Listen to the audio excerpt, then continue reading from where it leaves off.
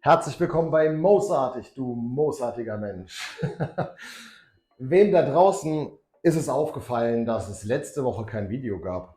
Mal ganz ehrlich, schreibt es mal hier unten in die Kommentare. Ich glaube nicht, dass es vielen Leuten aufgefallen ist.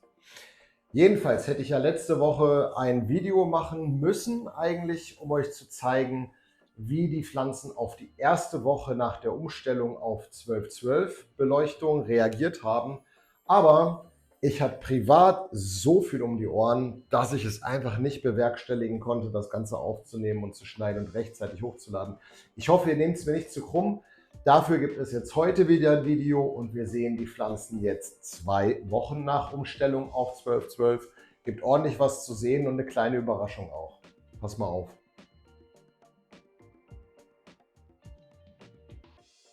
Dann würde ich sagen, schauen wir uns den Dschungel doch mal genauer an.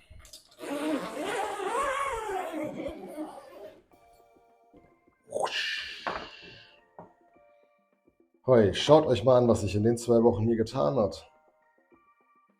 Nein, das da hinten links, das ist nicht die Kusch, sondern das ist die Royal Haze F1. Was laber ich? Die Purple Oreos F1 von Seedsman. Irgendwie kann ich mir bei der Aufnahme den Namen nie ganz merken. Schaut mal, was die für ein Stretch hingelegt hat. Und jetzt von der Höhe, nicht von der Buschigkeit der OG Kusch oder aka OG Busch. Schaut euch diesen Trümmer hier mal an. Aber sie ist auf jeden Fall ganz gut in die Höhe geschossen. Insgesamt sehe ich doch ein einheitliches Blätterdach auch hier oben. Und hier sind natürlich ganz schön viele Triebe auch jetzt nachgekommen, ganz schön viele Sonnensegel nachgekommen, die hier alle so sehr verschattet stehen. Aber insgesamt muss ich schon sagen, das ist schon ein Wachstum und auch ein Stretch, der sich sehen lassen kann.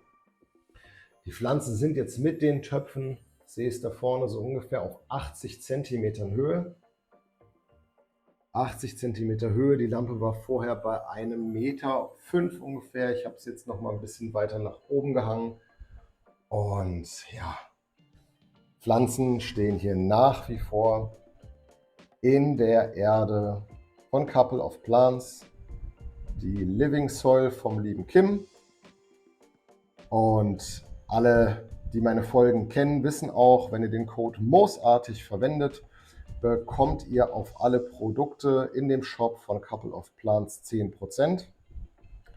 Ja, was soll ich sagen? Also diese Pflanzen wurden von mir bisher nicht gedüngt. Sie bekommen alle 2 Wochen den Komposttee von Couple of Plants. Da habe ich auch mal ein Video dazu gemacht, wie man den ansetzt.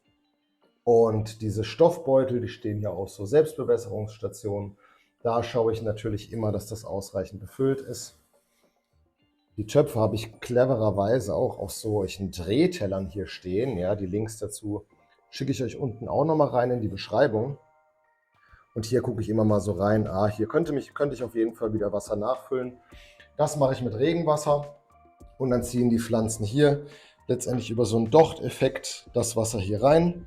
Und bisher hatte ich absolut kein Problem mit zu viel oder zu wenig Feuchtigkeit. Ich finde, die Blattfarbe sieht super aus. Hier sehen wir auch nach den 2 Wochen, bekommen wir jetzt die ersten weiblichen Blütenansätze. Bei der OG Kusch ist es etwas deutlicher zu sehen. Schauen wir uns das Ganze auch nochmal bei der Purple Oreos an. Ich sehe auf jeden Fall diese kleinen Vorblütchen. Und ich bin mal gespannt, wie weit der Stretch noch geht. Also bisher schießt die F1 wirklich ordentlich in die Höhe. Aber gut, ich sage mal hier bei so einem spitzenmäßigen Setup, wie es hier von der Firma Mars Hydro zur Verfügung gestellt wurde. Ja, auch hier nochmal ein kleiner Werbeblock für Mars Hydro. Ich bin total zufrieden. Ich kann bisher wirklich nichts Negatives sagen. Es ist eine Budgetmarke, aber dafür ist die Leistung wirklich top. Ja, das Zelt ist von der Verarbeitung her wirklich sehr, sehr hochwertig. Der Lüfter, der hier oben, der Inline-Vent, zusammen mit dem Aktivkohlefilter, leistet wirklich hervorragend. Ich rieche hier in dem Zimmer bisher noch nichts. Ja, die Pflanzen sind ja auch erst am Anfang von der Blüte. Und der Inline-Vent arbeitet zusammen mit dieser kleinen Box hier. Das ist ein Temperatur- und Luftfeuchtigkeitssensor. Und das Ganze habe ich über die Mars Hydro Pro App so eingestellt, dass er eben eine Luftfeuchtigkeit von 65 bis 70% hier hält und entsprechend an- und ausgeht. Das ist einmal ganz gut für den Geldbeutel, weil natürlich Strom gespart wird. Bisher läuft das Ding rund, ist nicht allzu laut. Und hier hängt natürlich die wunderbare Einstiegslampe von Mars Hydro, die FCE 1500. Habe ich jetzt hier für die Pflanzen aktuell auf so 900 bis 1000 ppfd eingestellt. Dabei belasse ich es auch, ich werde nicht weiter nach oben gehen. Ich muss natürlich schauen, dass ich hier die Abstände einhalte. Ja, gerade hier die F1, die jetzt hier ordentlich Gas gibt. Da muss ich aufpassen, dass sie nicht zu nah an die Lampe drankommt. Also bisher auch bin ich super zufrieden. Ja. Es gibt von meiner Seite aus bisher wirklich überhaupt nichts zu motzen. Die Pflanzen wachsen wirklich sehr, sehr gut hier drin in der Kombination Mars Hydro und Couple of Plants. Und auch der Lüfter bewegt sich auch immer noch hin und her. Hier gab es da so ein paar Kritikpunkte. Bisher kann ich das nicht ganz nachvollziehen. Ich habe aber auch dieses Kabel hier, was wohl eine Schwachstelle sein soll, mit einem Kabelbinder so befestigt, dass sich das nicht da permanent hin und her bewegt. Das werden wir mal beobachten, ob es da irgendwann mit dem Schwenkmechanismus irgendwelche Probleme gibt. Bisher finde ich den schön flisterleise und der arbeitet wirklich fantastisch. Hier jetzt eingestellt, ihr seht es, auf 45 Grad eingestellt, also nicht die 90 Grad. Das finde ich ganz cool, weil der hier halt einfach nicht an diese Zeltwände die ganze Zeit drückt und dadurch natürlich auch auf die Mechanik so eine Belastung ausgewirkt wird. Nein, also bisher tipptopp. Also Mars Hydro kann ich bis dato wärmstens empfehlen. Ihr bekommt mit dem Code Mozartig auch 3% auf alle Produkte im Shop. Links findet ihr auch nochmal unten in der Beschreibung. Mit diesen Affiliate-Links unterstützt ihr meinen Kanal und das würde mir eine riesengroße Freude machen. Ihr bezahlt natürlich nicht mehr, aber ich bekomme für meine Arbeit entsprechend eine klitzekleine Vergütung. Und bei dem Zeitaufwand, den das dann doch tatsächlich auf sich nimmt, ist das einfach Wasser auf meinen Mühlen, damit ich hier euch das Ganze hier auch präsentieren kann. Was steht jetzt heute an? Ich werde hier ein bisschen Free Talk mit euch machen, während ich die Pflanzen zurückschneide. Ich werde hier unten mal wirklich Tabula Rasa machen, dass ich hier auch wieder ein bisschen besseren Zugang zu der Living Soil habe, weil bisher kann ich da gar nichts sehen. Das abgeschnittene Pflanzenmaterial werde ich nicht verwerfen, sondern das werde ich hier unten als zusätzliche Mullschicht wieder mit einbringen, damit einfach die Erde wieder Nährstoffe bekommt, die sie dann in das weitere Wachstum der Pflanzen auch stecken kann. Also, Scheren in die Hand, Jungs, jetzt geht's rund. Wisst ihr, ich finde es einfach unglaublich cool, dass ich das noch erleben darf, ja. Dass uns der Gesetzesgeber hier eben die Erlaubnis gegeben hat, in diesem kleinen Umfang diesem wunderschönen Hobby nachzugehen. Auch wenn natürlich viele sagen, ach, das ist alles nicht weit genug gegangen und man hätte da noch viel mehr machen müssen, bin ich doch sehr dankbar dafür, dass ich hier meine Erfahrungen sammeln darf und auch, dass die Community einfach so für uns alle da ist und dass sich da diese Community auch schon aufgebaut hat. Wenn ich das meinem, ja, sagen wir es mal so, jüngerem Ich sagen könnte, dass das irgendwann hier mal möglich ist, das hätte mir damals ein Vogel gezeigt. Aber letztendlich wird hier tatsächlich mit diesem Hobby auch so ein kleiner Traum in Erfüllung. Und ich finde es schon echt super, was uns der Gesetzesgeber hier erlaubt. Klar sagen viele berechtigterweise, die ganze Gesetzesgebung ist nicht ausgereift und da muss noch einiges nachgeschärft werden. Das kann ich so auch nur von meiner Meinung zumindest her unterschreiben, dass das alles natürlich gerade im Hinblick auf Eindämmung von Schwarzmarkt, etc. nicht gerade optimal läuft.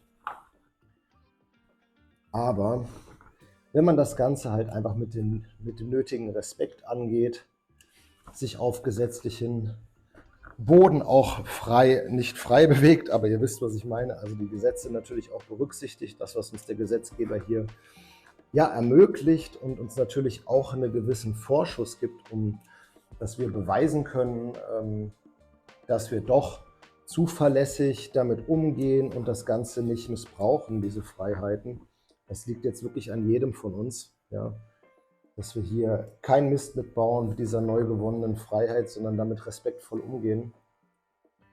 Dann hoffe ich, drücke ich uns allen die Daumen, dass wir diesem tollen Hobby auch alle weiterhin noch nachgehen können. Aber Ich kann leider Gottes nicht in die Zukunft schauen. Insofern, also es macht mir wirklich verdammt viel Spaß. Ich lerne hier wirklich enorm viel über die Pflanzen und diese ganzen verschiedenen Sorten. Ich wusste ja auch bis dato nicht, dass das so ein ähnliches, ich vergleiche das immer so ein bisschen, so ein ähnliches Hobby wie die Meerwasseraquaristik ist. Ich tue hier euch mal ein Video rein, weil es gibt gerade in der Meerwasseraquaristik auch so ganz verschiedene Arten von Korallen. Das ist wirklich Wahnsinn, was es da für eine Vielfalt gibt. Und tatsächlich haben die einzelnen Korallen auch so ganz abgefahrene Namen. Also da gibt es dann auch bestimmte Sorten, für die teilweise die Leute unglaublich viel Geld ausgeben. Aber ich sag mal so, gerade wenn es um Namen geht, ist da der Kreativität auch einfach freier Lauf gelassen. Ja, da gibt es die wildesten Namen dafür und die teuersten Preise für einzelne Korallen. Und wenn ich so die Namensgebung so hier bei unseren Lieblingspflänzchen hier mir angucke, dann fühle ich mich doch teilweise sehr an dieses wunderschöne Hobby erinnert. Ja, ich muss hier wirklich gucken. Ihr seht, ich nehme hier unten jetzt wirklich ordentlich was weg, was hier so im Schattenland liegt. Ja. Und ihr seht, die Blätter, die drücken hier schon an die Seiten. Dann bekommen die hier so gekrumpelt, ja, ich sag mal gekrumpelt, weil die halt einfach hier feucht an diesem Netz dran liegen und das tut den Blättern natürlich auch nicht gut. Insofern muss ich halt wirklich schauen, dass ich hier auch gut ausdünne. Ich sehe es, hier sind dann teilweise leider echt auch so Triebe mit bei, die eigentlich hätten zu einem Haupttrieb werden sollen. Aber mir wird das auch einfach alles zu viel. Also beim besten Willen, ich wüsste jetzt nicht, wohin mit diesem ganzen Zeug, was vermutlich von dieser Pflanze hier abfallen wird. Aber schneiden wir es einfach mal großzügig zurück. Das ist jetzt teilweise auch so eine Art Wuchskontrolle. Da sind auch viele Seitentriebe, die ich hier einfach mal abnehme, wo ich ganz genau weiß, die werden wahrscheinlich auch eher im Laufe des Wachstums eher wieder untergehen und die laden mir hier zu viel aus. Also heute ist wirklich ein ganz massiver Rückschnitt dran. So viel Mulchmaterial werde ich auch nicht benötigen. Grüße gehen raus an Kim. Also falls du dir jetzt gerade Sorgen gemacht hast, dass ich hier den ganzen Boden vollschmeiße. Nein, das mache ich nicht. Ich sammle mir gleich ein paar kleine Ästchen ab und ein paar kleine Blätter und die lege ich dann da drauf. Den lasse ich hier mal stehen. Das ist auch ein schöner Haupttrieb. So. Dann würde ich sagen, habe ich doch schon mal hier ganz gut was abgeschnitten an der OG Bush. Ihr seht auch, wenn ich schon drehe, ne, dann bleiben hier schon die kleinen einzelnen Ästchen teilweise verhaken, die sich hier mit der F1 Hybridpflanze. Was haben wir hier drin?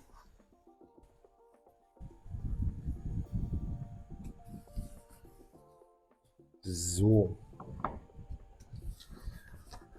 Aber glaubt mir, liebe Leute, es ist auch schon wirklich, es gehört schon echt viel Überwindung dazu, ich mache das wirklich verdammt gerne, aber wirklich jede Woche ein Update-Video zu machen. Aber man muss sich natürlich immer wieder überlegen, was lasse ich mir einfallen, was erzähle ich euch, ne, damit euch nicht langweilig wird. Und daher kann es dann natürlich sein, wenn gerade die private Belastung zunimmt, dass ich dann halt einfach leider mal darauf verzichten muss, euch ein Update-Video zu geben. Seid mir echt bitte nicht zu böse dafür, aber ich glaube, ihr könnt das alle verstehen. Gerade die Leute, die da draußen halt vielleicht irgendwie sich um eine eigene Wohnung kümmern müssen oder ein eigenes Haus, Familie haben, dann aber auch vielleicht so ein Dorfleben leben wie ich und dann so Verpflichtungen nachgehen, damit das im Dorf entsprechend alles irgendwie rund läuft. Ne? Ihr wisst, was ich meine. Ja.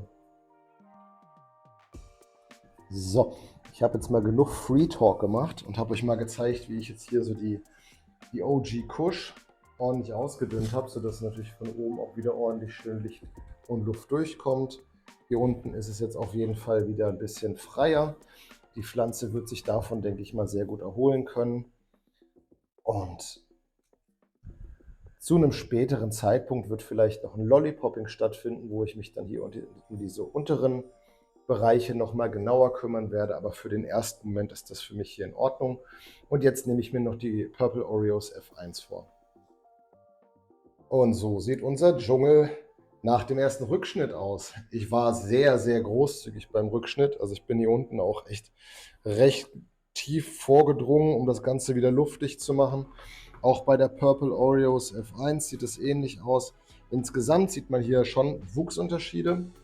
Ich blende euch hier mal die Phenos ein, ne, was bei der OG Kush für ein Anteil ist, wie viel Indica, wie viel Sativa und auch bei der Purple Oreos F1. Rein phänotypmäßig hätte ich jetzt fast gesagt, obwohl die Blätter schon wieder anders aussehen, ne?